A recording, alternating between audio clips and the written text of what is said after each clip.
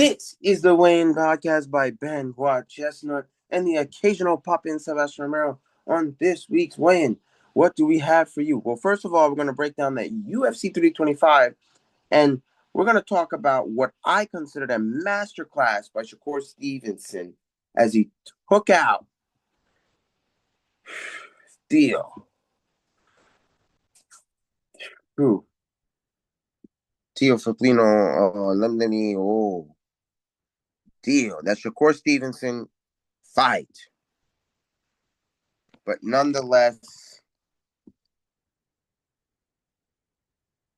if I could pull this up for you.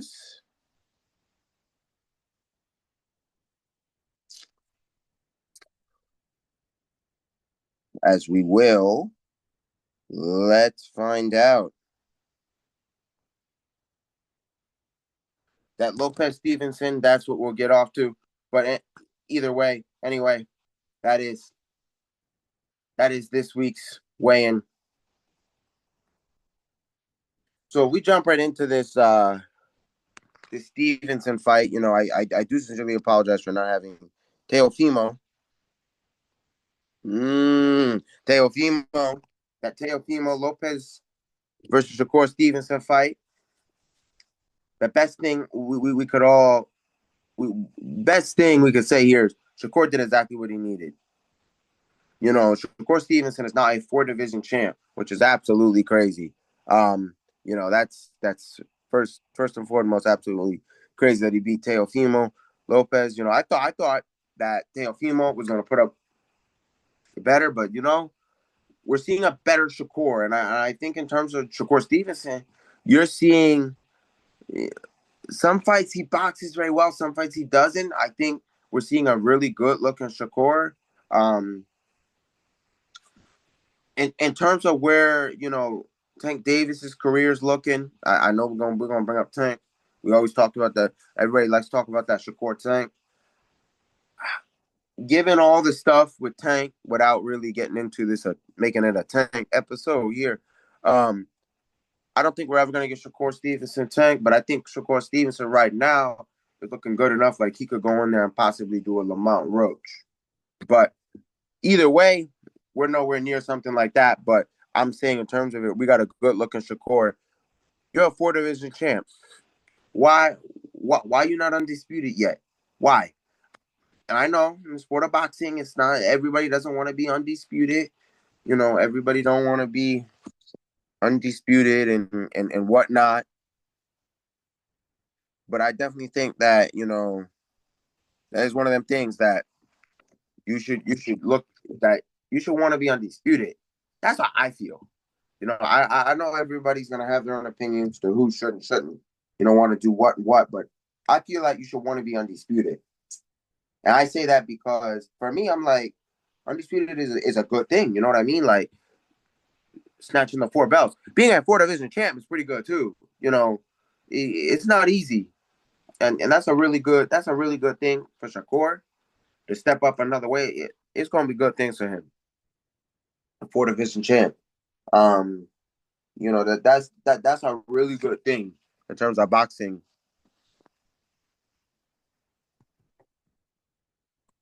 You know, I think that's a really good thing. You know, in terms of for Shakur, that he did a really thing. He did a really good thing. You know, that he went out there and he tore him up. He tore him up. Like if you see the fight, I felt like he broke him down round by round. You know, I felt like he was breaking him down.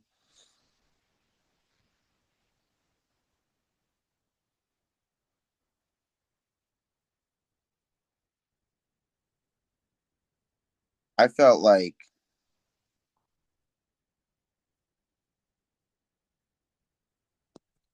you know,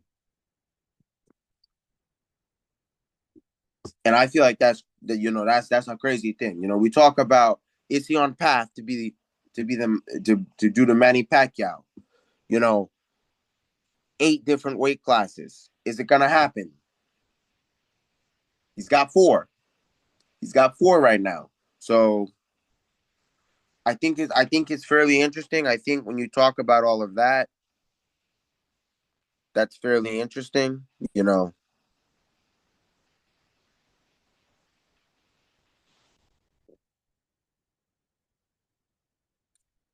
it really it's a really good thing. Yeah, a really good thing for Manny Pacquiao.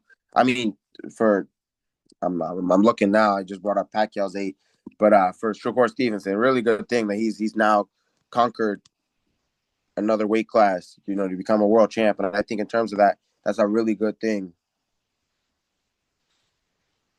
That's a really really good thing.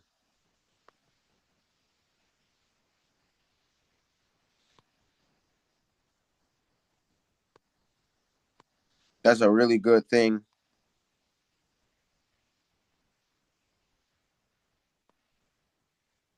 That's a really good thing when you talk about it. So if we bring up, so when we talk about that, let's talk about our boy Floyd Money Mayweather. Obviously, as we go, he was never undisputed, but he has super featherweight, lightweight, super lightweight, welterweight, super welterweight. So you talk about you talk about Floyd having multiple world titles here. We talk about that.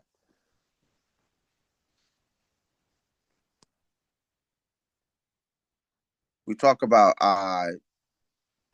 multi-division champion. So this is good for you. So we got Manny Pacquiao at 8. We got Oscar De La Hoya at 6. We got Floyd Money Mayweather Jr. and Thomas Hearns and Sugar Ray Leonard at 5. 4 division champs. You got Adrian Bronner. You got Roy Jones Jr., Pernell Whitaker, Roberto Duran, Eric Morales, Miguel Cotto, Roman Gonzalez, Jorge Acer, Mikey Garcia, Cusato Lacata, Donnie Nueces, Canelo, Saúl Canelo Alvarez, Naito Darrer, Leo Gomez, Juan Manuel Marquez. Like you, like that's crazy. That's crazy. And now you got Shakur Stevenson, who has conquered his fourth weight to become a 4 division champ. That's crazy. People don't. Well, this is what I say. People don't understand. There are two sides to boxing, and when it comes to boxing history, I'm gonna teach y'all a master class today. Let me teach y'all real quick. There's becoming undisputed, where there's guys that are undisputed, where you undisputed weight class, you're the top of the prime, and and when I say undisputed, we're not talking Terrence Crawford yet because he's in a whole thing all by himself, where you undispute 3 separate weight classes. We're gonna pull up his stuff in a minute because we sure gonna go over that history. You look at there, and then there's the guys who are multiple division champs who don't stay in one weight class and say, "Let me snatch all the belts, let me keep moving up and conquering to become a world champ at that weight, next weight, and the next weight." It's not easy to go up and fight guys that are heavier.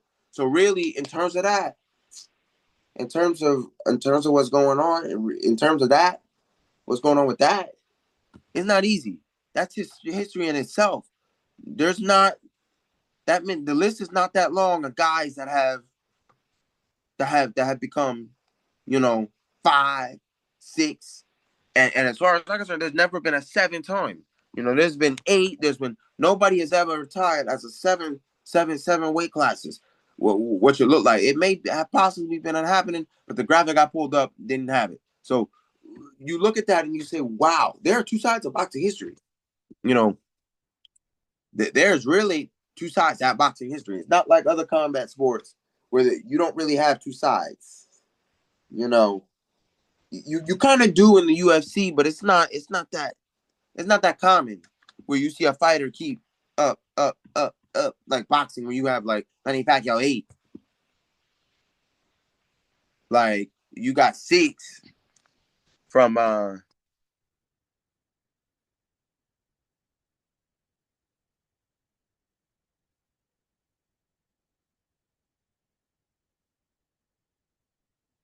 you know, what did I let me get back to the graphic, the pyramid. You got Oscar de la Hoya at six. You got only three people that have been five separate divisions. So when you talk about that, you talk about that's crazy. So if we bring up our boy here, Terrence Crawford,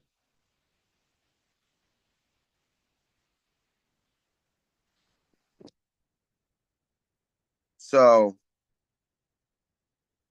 he's a five division world champion. So if we look at his graphic, it's wrong. Crawford's not on the graphic. It's a graphic. So let me see what because the graphic don't look accurate here. The graphic ain't accurate.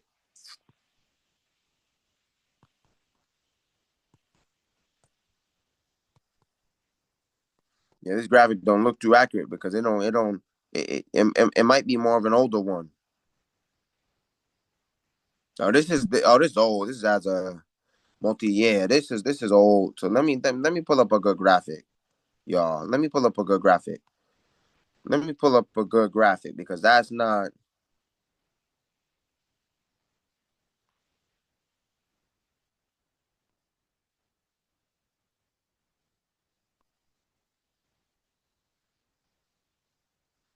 Yeah, that's not a good graphic.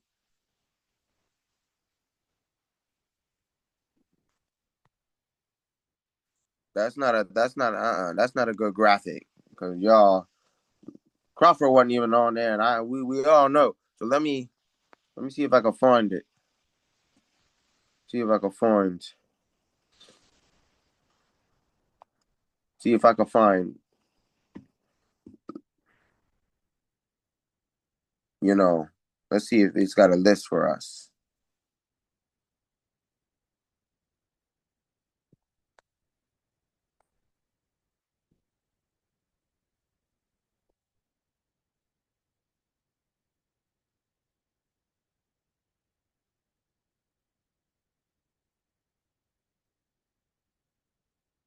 So we talk about that,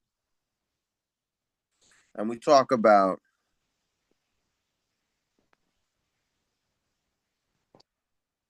that crazy. We talk about that real crazy.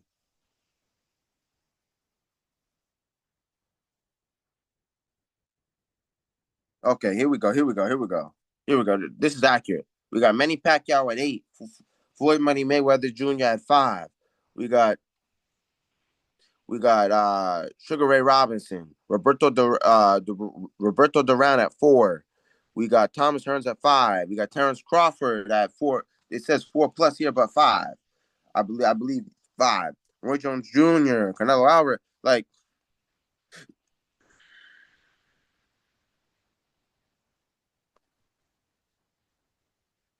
so when we look at Terrence Bud Crawford, as they call him, he a five division world champion. And the crazy part is three of them weight classes was on dispute.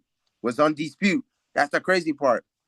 No matter what happened, given with WBC, he still won the belt. He still got sanctioned all those other world titles. He's still a five division world champion here. So when you talk about that, the lineage, you know, so we talk. Let's talk Crawford here. So let me see. So we got lightweight. When he started lightweight, he got the WBO. Then he went to junior welterweight, where he was undisputed junior welterweight. He was W and wait. Let me go back. Lightweight. He also held the Ring Magazine at. Oh, that's another thing we're gonna talk about. We're gonna talk. You know what? We're gonna talk about that real quick. We're gonna talk about that real quick. Uh, we're gonna talk about that real quick. We're gonna talk about that real quick. Let me see if I can bring that up. Let me see if I can bring that up real quick for y'all. Uh,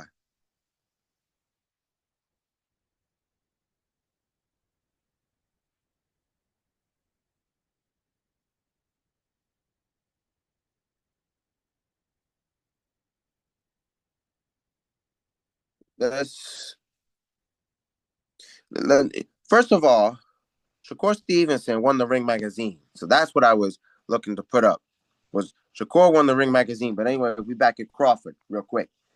Junior, that lightweight WBO Ring magazine. Junior welterweight undisputed WBO, WBC, IBF, WBA Ring magazine. Welterweight undisputed WBO, WBC, IBF, WBA Ring magazine again. Junior middleweight, he was WBA, WBO. And then super middleweight, he was undisputed again, WBA, WBC, WBO, that Ring magazine. So when you talk about that, you talk about there is definitely a historic side to boxing. Definitely.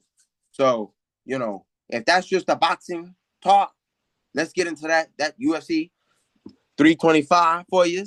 First and foremost, I was not surprised at the end result. What surprised me was the co-main and the Rafael Fitz and Makusho Rafi. That surprised me because I thought those three fights were gonna kind of go to the distance. But I know Benoit St. Dennis got a TKO and Rufi got a TKO. So when we talk about that, and then Tui Taivasa lost again.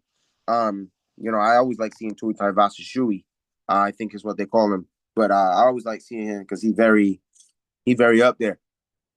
I wasn't disappointed with the way the cards went for that. I was very so when we break down the preliminary card, had one decision. And I think anytime you have one decision in a card, that's pretty good. But it kind of makes up for the early prelims because the early prelims were full of decisions. The early prelims were full of let's talk about this, y'all. Let's talk about the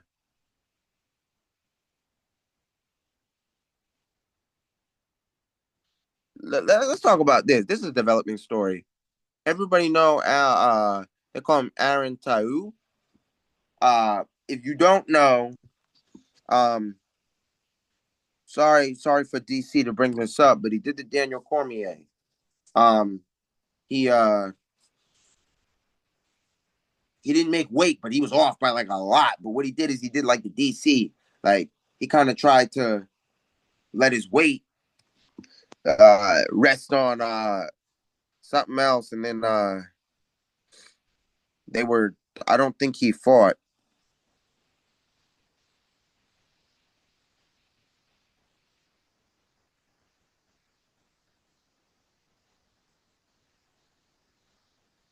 So I think it's fairly interesting. It's fairly interesting what went on. But if you see the video, they caught it right away. He was trying to. So here's what happened. If it gets you correct, if I could give you that. With his cheat, he was 122.5. This is crazy. Without his cheat, he was 129. He was well on overweight. And he got on there, and I think it was I don't say it was a hold the towel situation, because that's what they used to do, but it was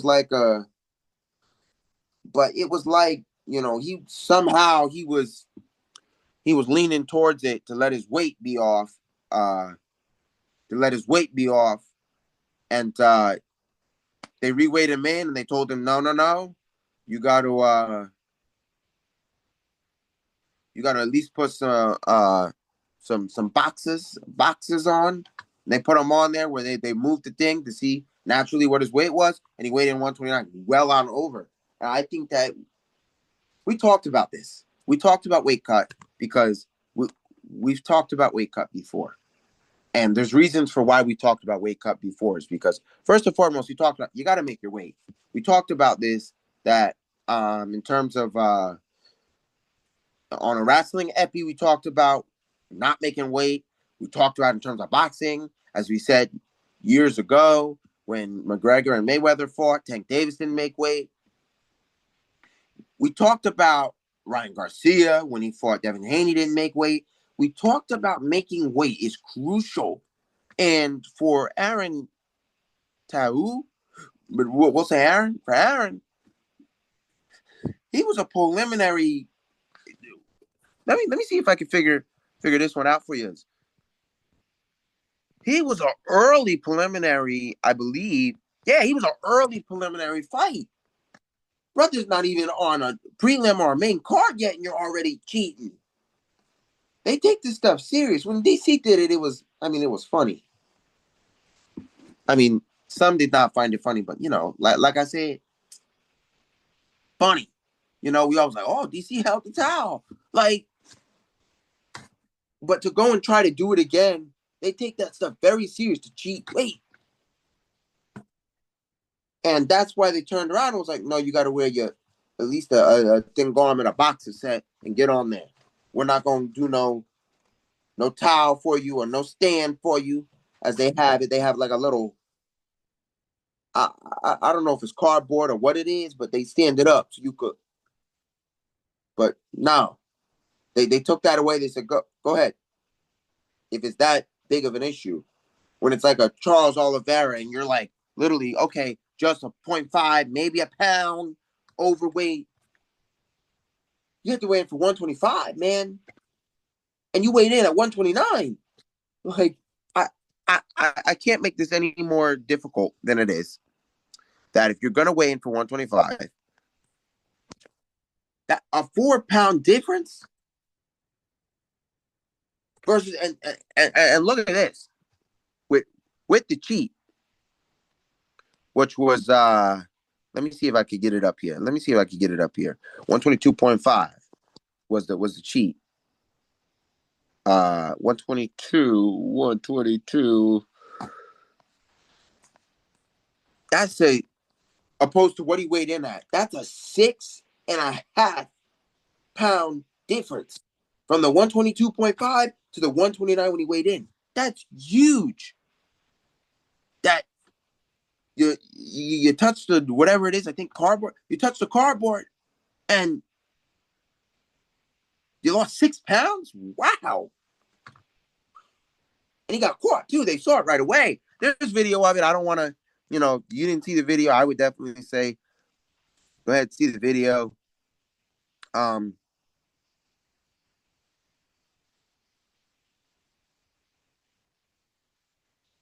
ahead and,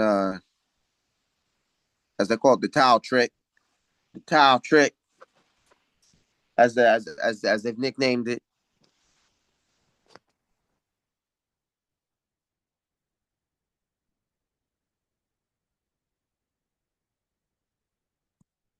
They getting rid of. I mean, just they sure getting rid of that train that cheating,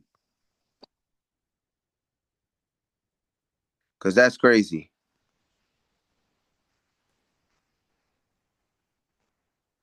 That's absolutely crazy. Absolutely crazy. Absolutely crazy. So let's see if we could get some.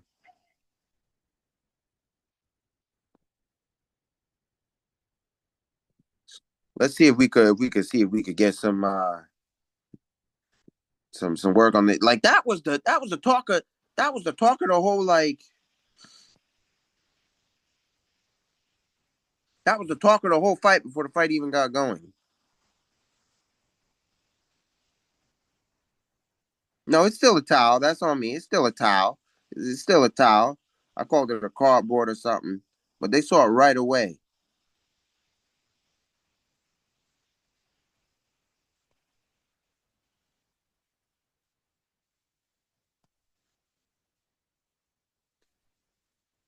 And he tried to hide it by flexing, but I think it was like his elbow or something. I don't even really know what he did. To be honest with you, I think it was like the elbow, and he leaned his way. I don't know, but it was like he got caught. He got caught.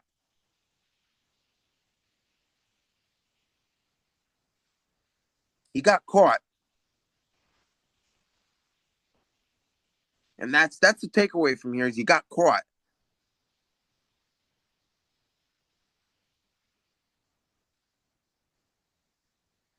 That he tried to cheat and he got caught. Like it's there's no other way to look at that is you try to cheat and you get caught. Like you go to try to cheat and you get caught. Like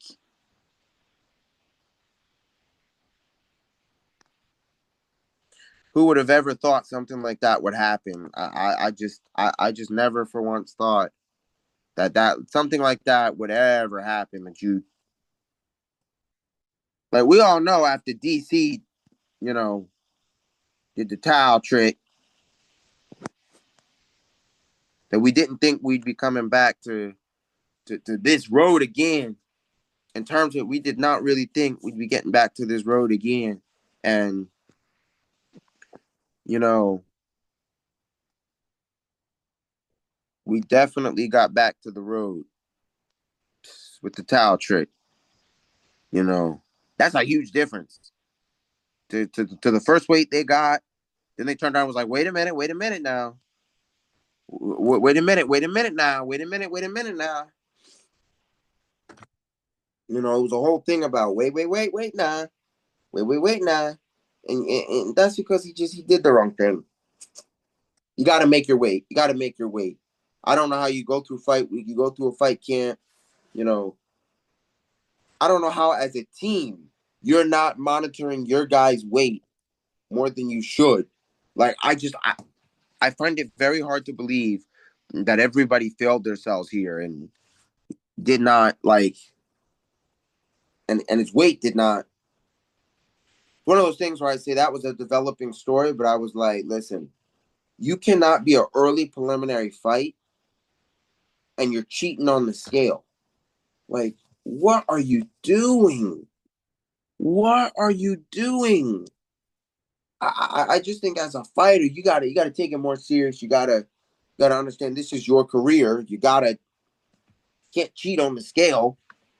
I mean, I get you want to do the DC, but when DC did it, he was well on. I'm pretty sure when DC did it, you know, I'm gonna look this up. We need to know. We need to look this up. We're gonna look this up.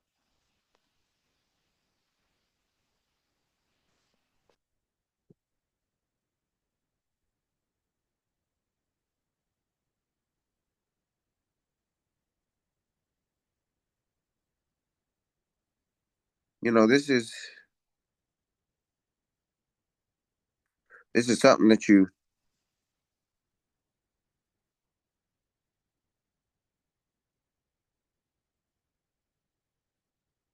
know they will never let that happen again.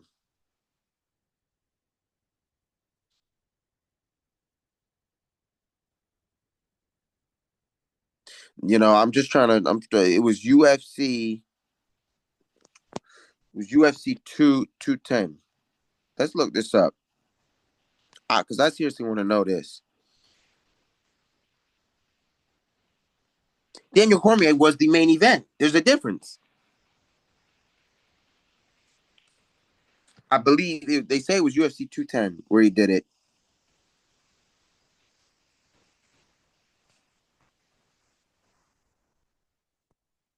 That's what they say. That's what I'm getting at.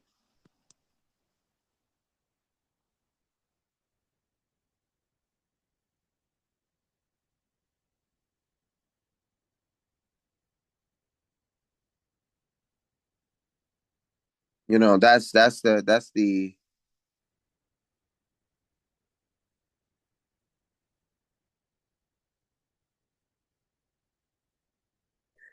thing there.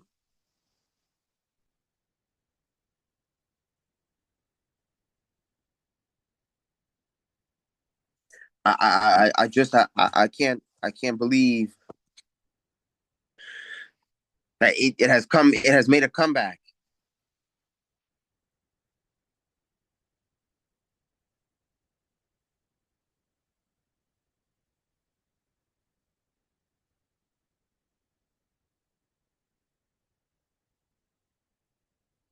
I can't. I'm sitting there like unbelievable. You just trying to get yourself into the UFC and you're doing all that.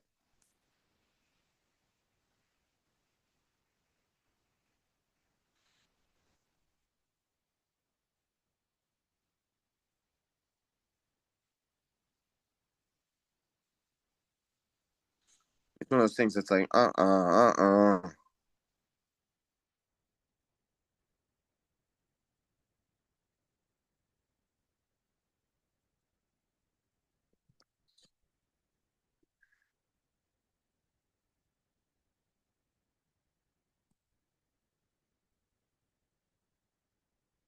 It's one of those things that just I can't believe it. I can't believe we were even.